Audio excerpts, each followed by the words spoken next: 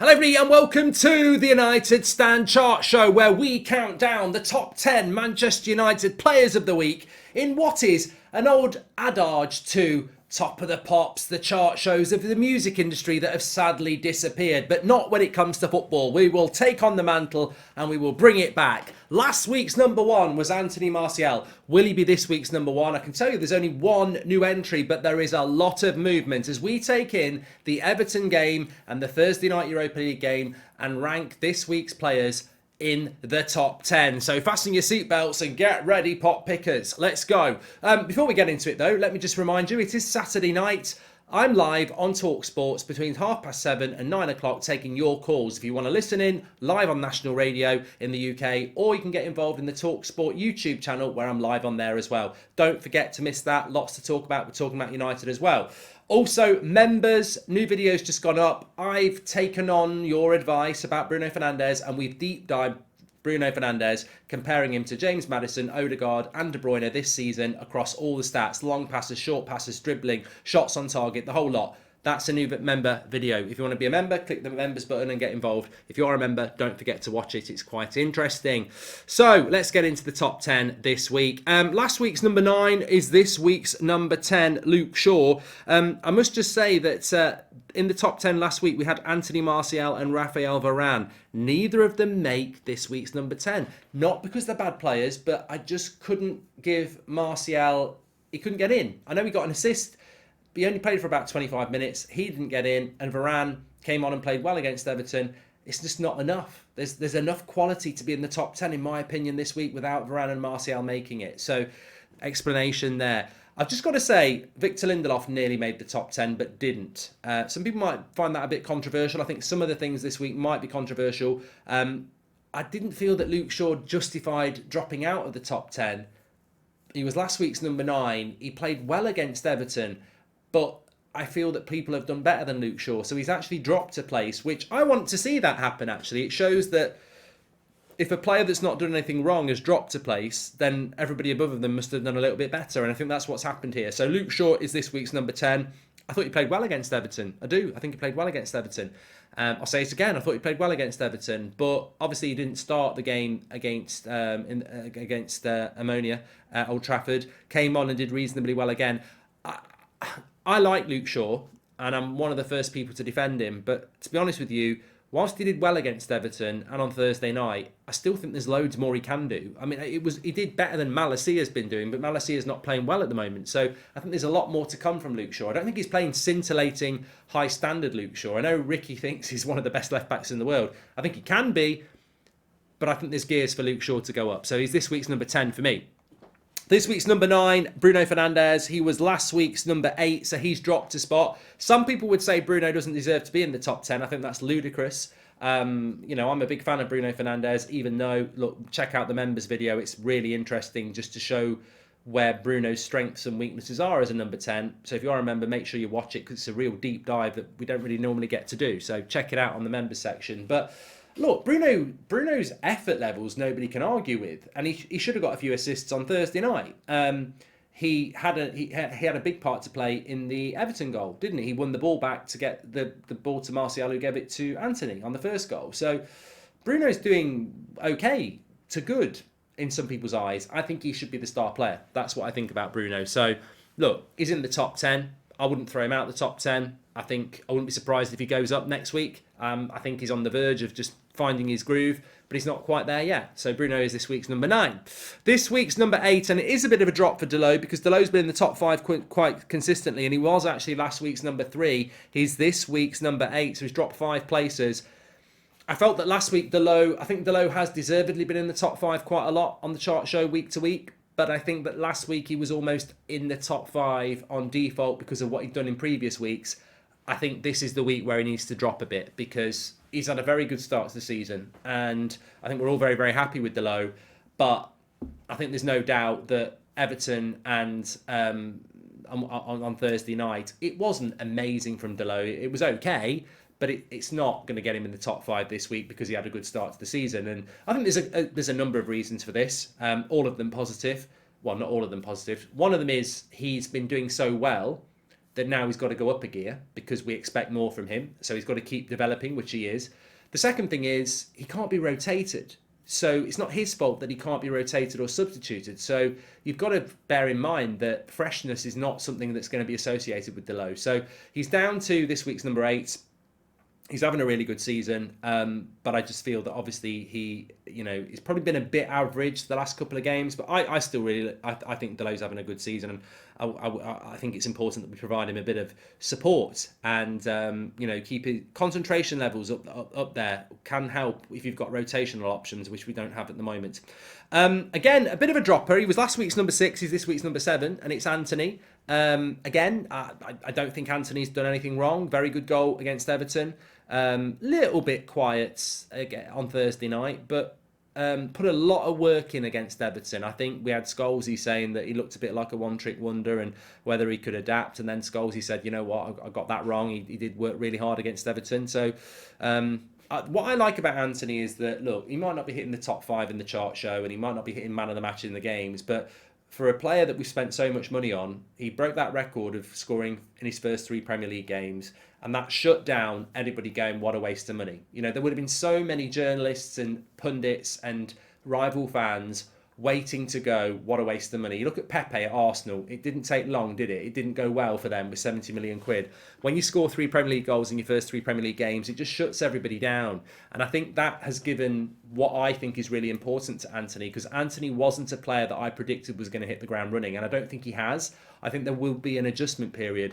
But those 3 goals have afforded him, thankfully, a bit of pressure alleviated.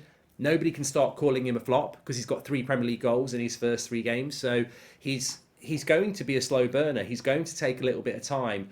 But that's a good thing for us, because I always thought Anthony would take a bit of time to adjust. And I think he's doing well. I think he's moving through the gears, slow burner, absolutely fine. And thankfully, those goals have taken pressure off him. Although what I will say is, I don't know whether anybody saw it today. I think it was Laurie Whitwell in The Athletic was talking about how United scouts had highlighted how one-footed Anthony is, and the hope is he can be like Robben, very, very left-footed. And I thought, well, what's that all about, really? I mean, don't blame Laurie Whitwell. I mean, it's an article that he's obviously well-sourced, but why do we need to read about United scouts highlighting how one-footed he is? I mean, why do we even need to hear from United scouts? Erik ten Hag's our manager. He was managing him last season at Ajax. I don't think we need a scout report on Anthony when our manager managed him a year ago. So I found that a little bit weird, for one. Why did we need scout reports on Anthony when our manager managed him last year and knows him more than anybody? And secondly, Erik ten Hag and Manchester United needed a left-footed right winger. And Anthony is the number 1 player that Erik ten Hag knows. We don't need scout reports. And then thirdly, it's not like Marcus Rashford's not ridiculously right-footed. It's not like Ashley Young wasn't ridiculously right-footed. So, bit of a non-story there. He ticks the box for exactly what we need. We need a left-footed right winger, and that's what he is. So I'm very happy with what Anthony's doing at this moment in time. He is this week's number 7. Eriksen is this week's number 6. He's moved up from last week's number 7. I think he had a bad week after in the Manchester derby. I don't think he played very well in Cyprus. He looked a bit burnt out, but I thought against Everton it was a risk. We went into that game against Iwobi, Onana, and Adrissagay, very, very athletic. I was worried about it, and Eriksen played really well. So, and when he came on Thursday night, he played really, really well. Mr. Consistent's back, and more than consistent, just Mr. Consistent, good performances.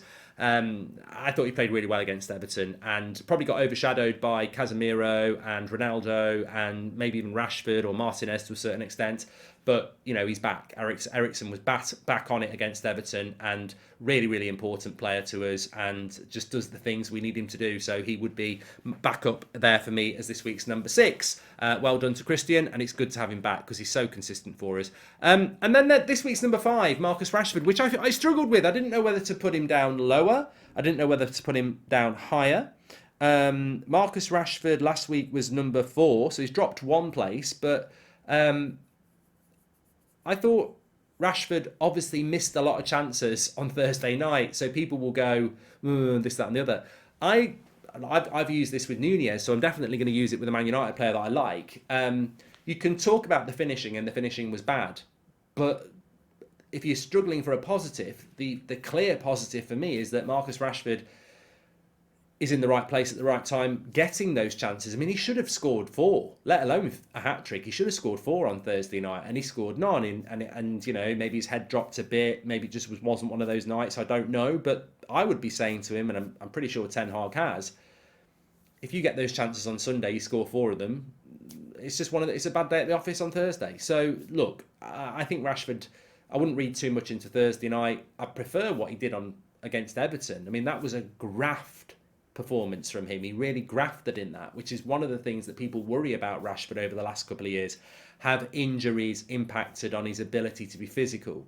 Have off-field activities impacted on his desire to work? I mean, these are just speculations. Nobody knows whether those things are fact. But against Everton, you could see that neither of those things were impactors, because he worked really, really hard, and he deserved the goal that shouldn't have been disallowed. So I put Rashford as this week's number 5 because of the Everton performance, and I can ignore the misses on Thursday night because I think if he gets those chances, he will take them. I think he's the one that really that really shocked me was when he was in almost a one-on-one and he put it wide. I think I'm thinking about the right game on Thursday night, and I thought, you know, Rashford in those situations, that's where he's clinical. So I'm not too worried about that. And this week he is this week's number 5, and Rashford is certainly doing well. This week's number 4, he is the only new entry this week. He's back in for his highest position of this year's chart shows, this season's chart shows. Cristiano Ronaldo. Put on your red dress, Sue. We're back in business. He's in at number 4. Cristiano Ronaldo this week. You know what? Again, similarly to Rashford, you could say, well, he wasn't very good on Thursday night. I thought I don't think, personally, I think Thursday night for Ronaldo was like the last 3 years for Cavani and Martial and Rashford and Ronaldo at times, where you're the number 9 and it's the worst place to be in the Man United team. You get 0 service. And I thought Ronaldo's work rate and link-up was reasonably good on Thursday night, but the service, I can't remember Ronaldo missing a sitter. I think plenty of other players missed a sitter. I think Ronaldo tried shots from silly angles, but we didn't create for him on Thursday night. So I judged Ronaldo on the Everton game because that's the bigger game, and didn't start the game, came on. That's not, you know, we've seen players who don't start and they're not at it mentally, they're not at it. Came on, looked ready from the second he was on the touchline. Came on, scored a fantastic goal, worked really hard for the team against a hard-working Everton side.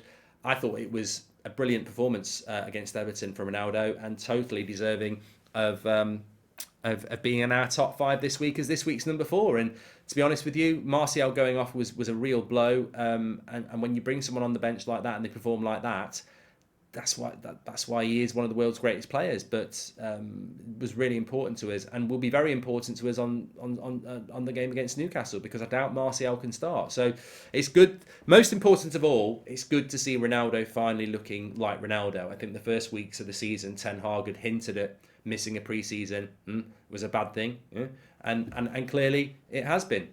So look, Ronaldo's looking sharp, and no surprise with the World Cup coming in that Ronaldo is starting to look sharp, but it will benefit Manchester United. So he's this week's number 4. I think I've lied to you. There are 2 new entries this week, because our second new entry and our highest new entry is actually number 3, and his name is number 1, David De Gea. This is totally deserved.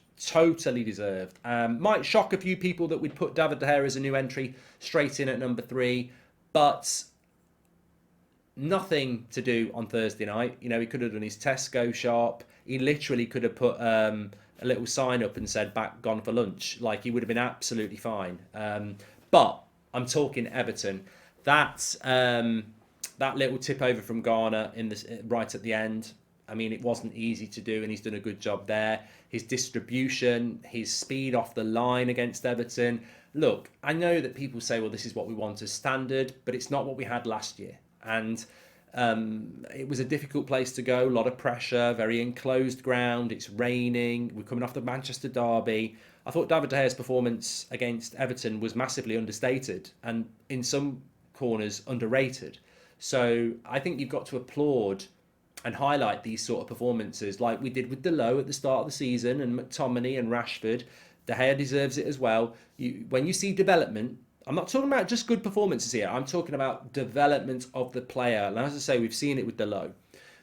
We've seen development with De Gea in the game against Everton. The distribution was very, very good. The speed off the line to anticipate danger was a new thing and was very, very good. And then you've got the normal big saves when it matters. So I think that, maybe normally I'd be chucking De Gea in as a new entry around 5 or 6, but I think the development thing is the important thing. And hopefully we're going to see this with Bruno and a few other players as well. But look, I said this and a few of you said this. Why is David De Gea doing this now? Because Ten Hag wants him to do it. Why didn't Solskjaer get him to do it? You look at De Gea under Mourinho in the last season. He was a very different goalkeeper to what he was under Solskjaer. So people say, it's De Gea's fault, De Gea's fault. Ever thought that the way we played football was about booting it long and counter-attacking football under Ollie? I mean, I'm not saying it is, but different managers want different things. So David De Gea deserves number 3 this week. It's becoming a recurring thing for Martinez to miss out on number 1. He has been number 1 in the past. The last 2 weeks now he's been number 2. You could argue that is amazing consistency of the highest order, which is what I would say. Some would say he's unlucky not to be number 1. But I feel that last week's number 1, Martialis, fell out completely because of lack of game time. Martinez is consistently number 2 again this week. I think that he's our signing of the summer, and I think Eriksen's been good. I think there's loads of potential for our other signings, but he's been the one that's come in and just consistently been there. We've had Varane injured, we've had Maguire injured, we've had Lindelof come in, but it's Martinez who's been that staple, that player that's there every game, and he's massively consistent. And yeah, he's been on the pitch when we've had bad results, but he's there every week. And not only is he there every week, his passing distribution, I mean, he basically is a centre midfielder playing at centre-back, but his tenacity, his aggression, his communication, his devotion to the cause. This player is, look, we paid a little bit too much, but we paid a little bit too much because we're crap at negotiating. The price we've paid for him, even though we paid too much, he's probably fulfilled it already. So I think he's a fantastic player, and with every passing game, it just makes these Wallies who said he's too small for the Premier League. I've played the game. It was ridiculous. It was ignorant, and it showed a complete and utter lack of insight. I mean, look, I've always said this from day one, and we've been doing this for years. One of the big reasons I started doing the United Stand and being interactive and talking with you people was because I down the pub I would be having better chats than I'm seeing on Match of the Day or hearing on the radio. So, and not just Match of the Day, Sky, BT, the lot. You know what I mean? Mainstream media. And however many years later, we're still having these conversations that are better than what you listen to on mainstream media, because they've got these Wallies who start saying things like, he's too small for the Premier League. He's not too small for the bloody Premier League. Look at what he did in the Champions League for Ajax. Look at what he's been doing for that. He's not just knocked on the door and said, can I play for Man United? I'm Bilbo Baggins. He's 5'10", but he's been playing at centre-back for years. Like, he's a top quality player. Top quality, and we don't mess about on this channel, and Man United fans don't mess about. This guy keeps being nearly number 1 every week in our chart show, and it's not because he's a bit aggressive, it's not because he's Argentinian. He's there because he deserves to be there week in, week out, because we the fans appreciate and know he should be there. So look, what a player, and look, I hope he can continue, and I'd love to give him number 1 every week, because I think he represents everything that's right about what Ten Hag is trying to achieve and about the type of player we want. If I was a Man United player who was underperforming or struggling, it's not like you haven't got the perfect role model there, a player that can come into the club, understand what it's all about, and consistently perform and play football in the right way. Brilliant player, and deserves all the credit that he's getting. He's not number 1 this week, though, because for me, it was close, but then it became not close, because I just think you've got to give it to this guy, Casemiro. I can't believe we bought him. But buying him and then not using him, I know I've got to move past it, but I still don't understand why he was kept out of the team, because the team was winning, grinding out results. And I just think at the end of the day, if you're winning races in a Vauxhall Astra, but you've got a Ferrari in the drive, just get the Ferrari out because it's quicker. And I think that we should have got Casemiro out a little bit quicker from the garage, because now we have got him out. What a difference. That Everton game is the game of the week for me, and that's the one where a lot of these rankings have come from. But that Everton game last week, I think Casemiro had like 69 passes or something like that. Scott McTominay averages 33. That's not even half of 69. So McTominay averages around 33 passes per game, let's say 35. Casemiro's doing 65 or 69 or whatever it was. Our possession goes up from games against Southampton and Leicester, where it was away games and it was around 50-50, to Everton, where we're between 60 and 70. That's the difference. The ability to have a player who plays CDM, who wants the ball and passes the ball, gives you more possession, makes us look better. So this is a pivotal moment in Man United's season. The transition to getting Casemiro into the team, and that Everton performance last week. You think about that Everton performance. We won 2-1. What would have happened if we'd had 50-50 possession? Would we have won that game? So I think it was a real big reason why we won that game. And he's not only that, the quality. Look, there's still some rust there. There is some rust. There was some misplaced passes. But when you're passing the ball 69 times, they're not always going to be pinpoint. So you've got to remember that. There was rust, but there will be misplaced passes. The guy wants the ball, and he has the ball more than most people on the pitch. I think he had more passes than Eriksen. So, but what a tackle, what a pass to Ronaldo, pivotal in the winning goal. And again, on Thursday night, Casemiro, for the minutes he played, I mean, his job is not to score goals. He probably should have scored a goal. He hit the bar. But again, he's on the ball all the time. So, look, I think Casemiro probably deserves number one, but even if he didn't quite deserve number one, I think the symbolism of the change of the team against Everton was down to that position and how we've transitioned that midfield to be more possessive. So I think that this is a pivotal moment, and I want us to highlight that with Casemiro. So make sure you smash a like on the video for Casemiro if he is your number one. That's where we are this week. Let's see where we are next week. And I tell you what, next week's chart show is going to be very, very interesting, because we've got 2 Premier League games to analyse, with obviously Newcastle and Spurs on the Wednesday. I'm just trying to think when I'll do the next chart show. Do I do it on the Sunday, or do I do it on the Saturday morning before we play Chelsea? Probably best to do that, because then the following week you get Chelsea and Sheriff. So we'll probably get it out next Saturday morning after the Spurs game and Newcastle games. Thanks everyone for watching. Make sure you smash a like on the video. If you're watching this before 7:30 or around 7:30 to 9 o'clock on a Saturday night, get yourself over to TalkSport YouTube channel. I will be live taking calls. You can call in if you want. And if you're a member, or you want to be a member, click the join button. If you are a member, do not miss the Bruno Fernandes versus every other number 10 in the Premier League this season so far, analysing where it's going good, where it's not going so good, and where we can improve. Thanks everyone for watching. Take care. Speak to you in a bit.